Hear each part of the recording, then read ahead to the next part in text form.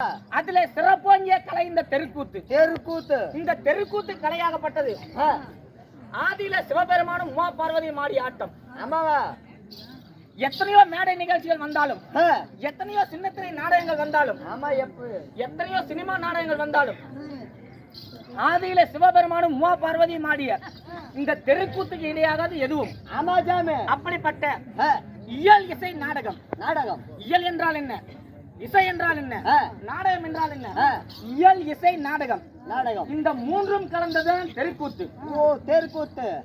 இப்பொழுது நடன நிகழ்ச்சி வைத்தால் நடன நிகழ்ச்சியில் இசை மட்டும் தான் இருக்கும். ஆமா சாமி. இயலும் இருக்காது, நாடகமும் இருக்காது, எதுவுமே இருக்காது. அதாவது தொலைக்காட்சியில ஒளிபரப்பக்கூடிய சின்னத்திரை நாடகங்களிலே நாடகம் மட்டும் இருக்கும். ஆமா சாமி. இயலும் இருக்காது, இசையும் இருக்காது, எதுவுமே இல்ல சாமி. உண்மைதான். இதோ சினிமா படங்கள் சொல்லக்கூடிய திரைப்படங்களிலே நாடகமும் இருக்காது, இயலும் இருக்காது, இசை மட்டும் இருக்கும். ஆமா சாமி. ஆனால் என்ன 35 பாக்ஸ் வச்சுட்டு ஆடுறாங்க. 35 பாக்ஸா? உண்மைதான் காவலா மகாராஜா. அது போல இயல் இசை நாடகம் இந்த மூன்றும் கலந்தது இந்த தெருக்கூத்து. தெருக்கூத்து உண்மைதான்.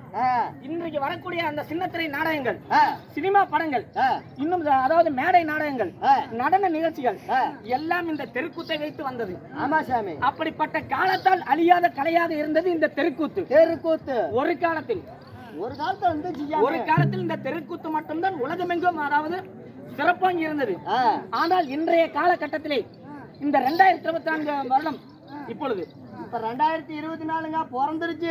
2024 என்று சொல்லக்கூடிய இந்த நவீன நாகரிக காலத்திலே நாகரிகங்கள் பெருத்து விட்டது. ஆமா சார். நகரங்கள், மாளிகைகள், அதாவது இப்ப முதல்ல எல்லாம் குடிசை வீட்டை பார்க்கலாம். ஆமா சாமி. இன்னைக்கு எங்கேயுமே குடிசை வீட்டை பார்க்க முடியாது சாமி. கண்ணு கட்டின தோற வரைக்கும் ஒரு சாலை வீடு கூட இல்ல சாமி. எல்லாரும் ஓட்டு வீடு மெத்த கொடுத்தாங்க. உண்மைதான். அப்படிப்பட்ட நாகரிகம் வளர்ந்த போதிலும் இந்த தெருக்கூத்து கலையாகப்பட்டது நாளுக்கு நாள் அழிந்து கொண்டே வந்தது. அப்படி நாளுக்கு நாள் அழிந்து கொண்டே வந்தாலும் இன்னும் எங்களை போல சின்னஞ்சிறு பாலகர்கள், அதாவது இப்ப பொதுவா சொல்ல போனா எனக்கு இப்ப 25 வயசு, 25 வயசு. இன்னைக்கு எப்படி பசங்க எல்லாம் இப்படி லைட் கம்பத்துக்கு முன்னாடி உட்கார்ந்து கூத்து பாக்குறாங்களோ, இதே மாதிரி ஒரு 5வது படிக்கும் போது 6வது படிக்கும் போது நான் முன்னாடி உட்கார்ந்து கூத்து பார்த்தேன். கம்பத்துக்கு அடியில. உண்மைதான். இந்த உட்கார்ந்து கூத்து பார்த்ததன் விளைவாக இந்த தெருக்கூத்து கலையின் மீது ஒரு ஆர்வம் வந்தது. இந்த தெருக்கூத்து கலையின் மீது ஒரு நாட்டம் வந்தது. இந்த தெருக்கூத்து கலையை அதாவது பள்ளி பருவத்திலேயே, அதாவது நான் 8வது படிக்கும் போது நான் பழக ஆரம்பிச்சிட்டேன். இந்த தெருக்கூத்து கலையை இன்னும் பெண் வேடத்திலிருந்து, ஆண் வேடத்திலிருந்து, கோமாளி வேடத்திலிருந்து இன்னும் அத்தனை கதாபாத்திரங்களும் எல்லாம் இந்த தெருக்கூத்து நாடகத்திலே நான் அதாவது நான் நாடகம் பொறுப்பேற்று நடத்திருக்கிறேன்.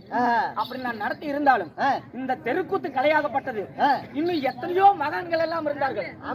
இன்னும் அவர் பேரை சொல்ல கூட நமக்கெல்லாம் தகுதி இல்லைங்க, வயதும் கிடையாது, தகுதியும் கிடையாது. இன்னும் பெரும் மதிப்புக்கு மரியாதைக்கு முடியாது. இன்னும் இந்த தெருக்கூத்து கலையிலே அழியாத பெயர் இன்னும் செட்டிப்பட்டி சின்னவர் என்று சொன்னால் அவருடைய பேரை சொல்ல கூட நமக்கு வயது கிடையாது. உண்மைதான்.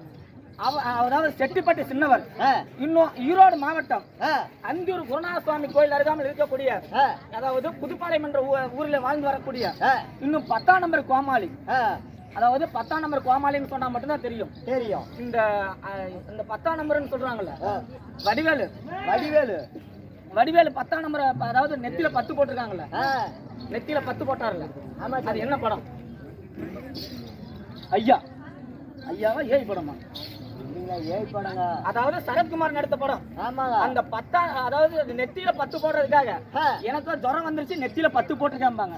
அந்த திரைப்படத்துல அந்த வடிவேலு காமெடி வருவதற்கு முன்பாகவே அந்த காமெடியை ஈரோடு மாவட்டத்தில் அதாவது உருவாக்கியவர் யாரு? அவர் பேரே 10ஆம் நம்பர் கோமாளி என்று சொல்வார்கள்.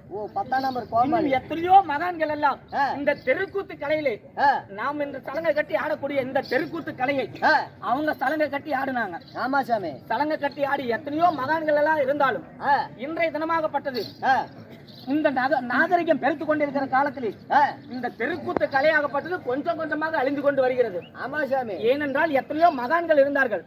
அந்த மகான்களுக்கு பிறகு அவருடைய குடும்பத்திலிருந்து அவருடைய வாரிசுகளோ அவருடைய பேரன் பிள்ளைகளோ யாரும் இந்த தெருக்கூத்து கலையை யாரும் எடுத்து வளர்க்கவில்லை. ஆமா சாமி. யாரும் இந்த தெருக்கூத்து கலையை எடுத்து வளர்க்கவில்லை. இருந்தாலும் ஏட்டில் உள்ளது நாட்டில் விளம்பரம். ஆமா சாமி. கட்டுறது